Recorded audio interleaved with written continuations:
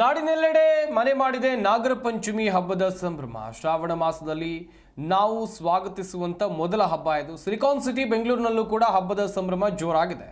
ಪಂಚಲಿಂಗೇಶ್ವರ ದೇವಾಲಯದಲ್ಲಿ ವಿಶೇಷ ಪೂಜೆಯನ್ನು ನೆರವೇರಿಸಲಾಯಿತು. ಕುರುಬರಹಳ್ಳಿ ಪಾತಕ ಪಂಚಲಿಂಗೇಶ್ವರ ದೇಗುಲ ಸಹೋದರರ ಶ್ರೇಯಾಭಿವೃದ್ಧಿಗಾಗಿ ಸಹೋದರಿಯರು ಪ್ರಾರ್ಥನೆಯನ್ನು ಮಾಡಿದ್ರು. ಇವತ್ತು ನಾಗರ ಪಂಚಮಿ ಹಬ್ಬ, ಹೀಗಾಗಿ ರಾಜ್ಯ ರಾಜಧಾನಿ ಬೆಂಗಳೂರಿನಲ್ಲೂ ಕೂಡ ಸಾಕಷ್ಟು ದೇವಸ್ಥಾನಗಳಲ್ಲಿ ಸಂಭ್ರಮ ಮನೆ ಮಾಡಿದೆ. ಗಮನಿಸ್ತಾ ಹೋಗುವುದಾದರೆ ಕುರುಬರಹಳ್ಳಿಯಲ್ಲಿರುವಂಥ ಪಾತಕ ಪಂಚಲಿಂಗೇಶ್ವರ ದೇಗುಲದ ದೃಶ್ಯಾವಳಿಗಳನ್ನು ನೀವು ನೋಡ್ತಾ ಇದ್ದೀರಾ.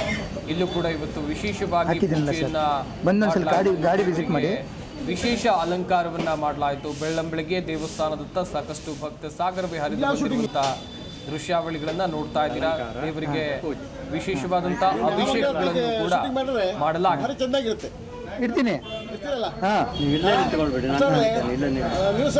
ಚೆನ್ನಾಗಿ ಕೊಡ್ಬೋದು.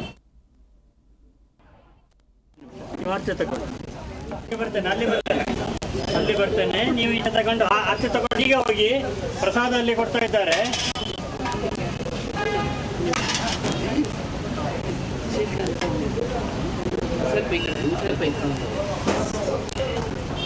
ಬನ್ನಿ ಬನ್ನಿ, ಮುಂದೆ ಬನ್ನಿ, ಮುಂದೆ ಹೋಗಿ.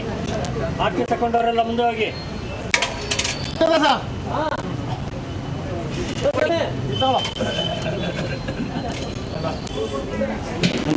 ಆಚೆ ತಗೊಂಡು ಬರ್ತೇನೆ, ಅಲ್ಲಿ ಬರ್ತೇನೆ, ನೀವು ಈಗ ತಗೊಂಡು ಆಚೆ ತಗೊಂಡು ಈಗ ಹೋಗಿ ಪ್ರಸಾದ ಅಲ್ಲಿ ಕೊಡ್ತಾ ಇದ್ದಾರೆ.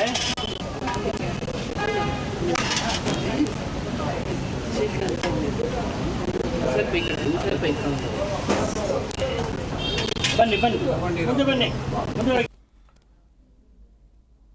ಇನ್ನು ದೇವಸ್ಥಾನಕ್ಕೆ ಬಂದಿದ್ದಂತ ಭಕ್ತರನ್ನ ನಮ್ಮ ಪ್ರತಿನಿಧಿ ಭವ್ಯ ಸುನಿಲ್ ಮಾತನಾಡಿಸಿದ್ದಾರೆ. ಅವರು ಈ ವೇಳೆ ಏನ್ ಹೇಳಿದ್ದಾರೆ ಬನ್ನಿ ನೋಡೋಣ. ಶ್ರಾವಣ ಮಾಸದ ಶುಕ್ಲ ಪಕ್ಷದಂದು ಹಬ್ಬವನ್ನು ಆಚರಿಸ್ತಾರೆ, ಅದು ಕೂಡ ನಾಗರ ಪಂಚಮಿ. ಇವತ್ತು ನಾಡಿನೆಲ್ಲೆಡೆ ನಾಗರ ಪಂಚಮಿ ಹಬ್ಬದ ಸಂಭ್ರಮ. ಸದ್ಯ ನಾನೀಗ ದೇವಸ್ಥಾನದಲ್ಲಿದ್ದೀನಿ. ಈಗಾಗಲೇ ದೃಶ್ಯದಲ್ಲಿ ಕೂಡ ನೋಡ್ತಾ ಇರ್ಬೋದು.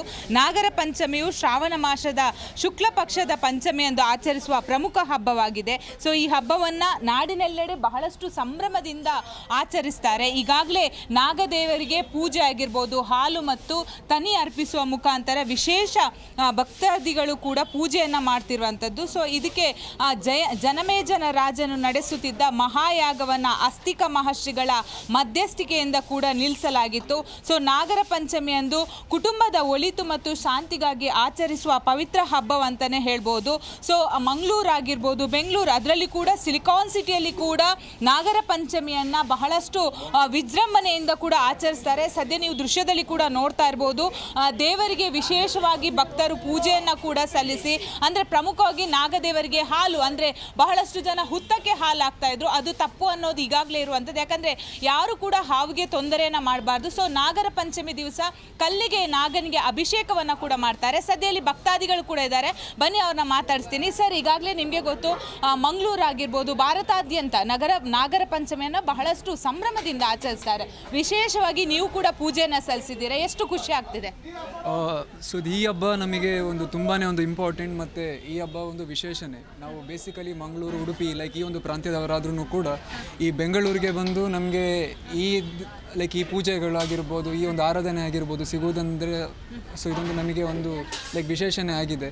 ಮತ್ತು ಯಾರೆಲ್ಲ ಈ ಬೆಂಗಳೂರಲ್ಲಿ ಕಡೆ ಎಲ್ಲ ಇದ್ದಾರೆ ಅವರಿಗೆಲ್ಲ ಈ ಥರದೊಂದು ಪೂಜೆ ಸಿಗುವುದು ಈ ತುಂಬಾ ಅಪರೂಪ ಇರ್ಬೋದು. ಇವರು ಕೂಡ ಹೇಳಿದ್ರು ನಾಗಾರಾಧನೆ ಬಹಳಷ್ಟೊಂದು ವಿಶೇಷವಾಗಿರುವಂಥದ್ದು. ಸದ್ಯ ನೀವು ದೃಶ್ಯದಲ್ಲಿ ಕೂಡ ನೋಡ್ಬೋದು, ಭಕ್ತರು ಬಹಳಷ್ಟು ಸರತಿ ಸಾಲಿನಲ್ಲಿ ನಿಂತು ದೇವರ ದರ್ಶನವನ್ನು ಕೂಡ ಪಡಿತಾ ಇರುವಂಥದ್ದು. ಸೊ ಬಹಳಷ್ಟು ಜನ ಸಿಲಿಕಾನ್ ಸಿಟಿಯಲ್ಲಿ ಬ್ಯುಸಿ ಲೈಫಲ್ಲಿ ಕೂಡ ನಾಗರ ಪಂಚಮಿಯನ್ನು ಸಂಭ್ರಮದಿಂದ ಆಚರಿಸ್ತಾರೆ. ಮತ್ತೊಬ್ಬರು ಇದ್ದಾರೆ, ಅವರನ್ನು ಕೂಡ ಮಾತಾಡಿಸ್ತಾ ಹೋಗ್ತೀನಿ. ಸರ್, ನಾಗರ ಪಂಚಮಿಯನ್ನು ಬಹಳಷ್ಟು ವಿಜೃಂಭಣೆಯಿಂದ, ಅದು ಕೂಡ ಸಿಲಿಕಾನ್ ಸಿಟಿ ಜನತೆ ಕೂಡ ಆಚರಿಸ್ತಾ ಇರುವಂಥದ್ದು.